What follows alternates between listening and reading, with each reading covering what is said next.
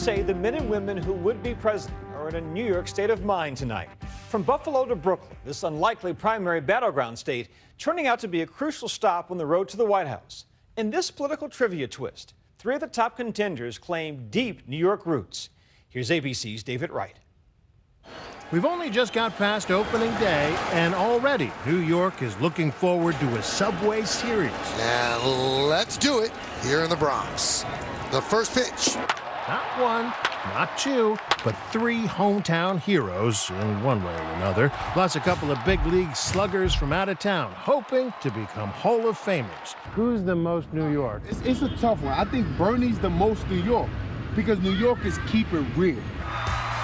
The New York primary, a make-or-break event in both parties.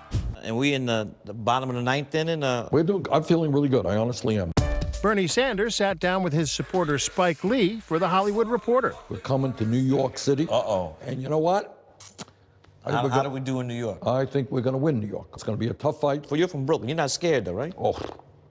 The polls and the conventional wisdom suggest that he should be, but this is not the year for polls. Build that wall. Or for conventional wisdom. Well, in a number of important areas, he doesn't have a plan at all. Delegate-wise, Hillary Clinton may be able to lose New York, but psychologically, it is absolutely a must-win. New York has been Hillary Clinton's adopted home for 2 decades, ever since she first traded that Cubs hat for a Yankees one. It was one of her earliest flip-flops, called out by Katie Couric on Today. I've always been a Yankees fan. I thought you were a Cubs fan. I am. I am a Cubs fan, but I needed an American League team. Clinton was getting ready to run for the Senate, facing a lifetime Yankees fan, Rudy Giuliani.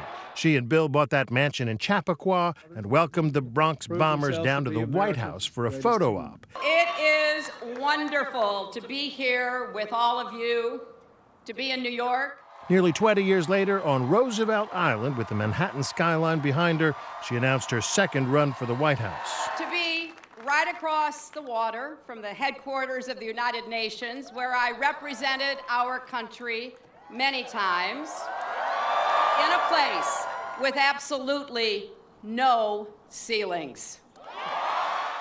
New York, 20 million people strong. New York is at the heart of her campaign message. So when some say we can solve America's problems by building walls, banning people based on their religion, and turning against each other, well, this is New York, and we know better. She has a lot of supporters here. It's time we had a woman in the White House. Don't you think so? You trust her? Who do you think you trust any politician, darling? New Yorkers have twice elected her to the U.S. Senate, and in 2008, New Yorkers endorsed her over Barack Obama by a nearly 2-to-1 margin. And the great state of New York. In other words, she should have nothing to worry about. I want your support, of course. And yet, she's already started to feel the burn. Thank you. Including Wisconsin, Sanders has won 6 out of the last 7 contests. He's on a roll. As you know, I am the very proud United States Senator from Vermont. But I am very proud that I was born here in New York City. Sanders wears his New York values with pride. He doesn't mention the state in his version of that New York ad. But New York is there in the Simon & Garfunkel soundtrack and in that accent. I'm Bernie Sanders, and I approve this message. He's for the people. And if you from New York, you for New York. So much so Sanders is running against the engine of New York's economy.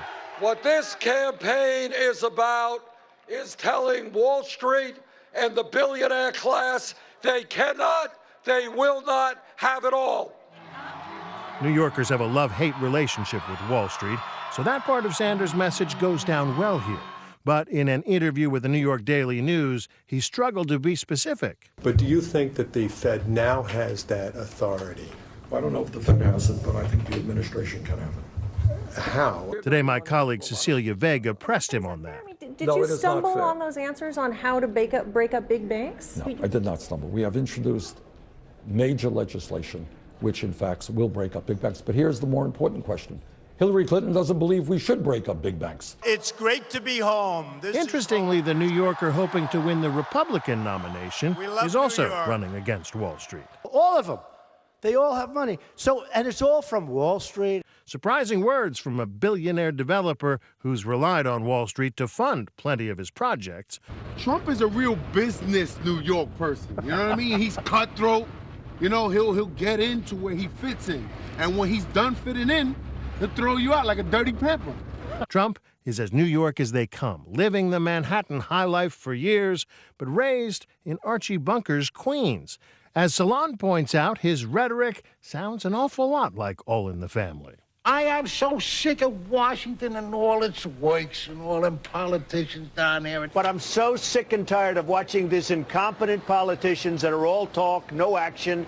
The New York race may be Trump's last best chance to clean up in the delegate count, and Senator Ted Cruz is determined to stop him. Donald Trump is definitely leading by a wide margin in New York, but he's wounded after that Wisconsin loss, and Ted Cruz is not ceding the state to him. For months now, Cruz has been mocking what he calls Trump's New York values. That the values in New York City are socially liberal or pro-abortion or pro-gay marriage. Now, as the race comes here, those comments could hurt Cruz. Sitting down today with George Stephanopoulos, Cruz qualified that line of attack ever so slightly. Let me be very clear. The people that I was talking about are the liberal New York Democrats who have hammered this state. It is people like Mayor Bill de Blasio. It is people like Governor Cuomo. And Donald Trump, you're saying? Who has funded them all. Maybe so, but Cruz got the Bronx cheer today. People are dying, Ted Cruz! There's no business being in the Bronx. This is an immigrant community. For John Kasich, too, a rocky start in Queens, diving into a slice of pizza with a knife and fork. Some New Yorkers have been known to do that, among them the city's mayor, Bill de Blasio, and once upon a time, even Donald Trump. New Yorkers are good judges of people. No, New Yorkers are smart. The country's smart. It may seem dumb, but we're smart. In the Subway series, even the fast food matters. I'm David Wright for Nightline in New York.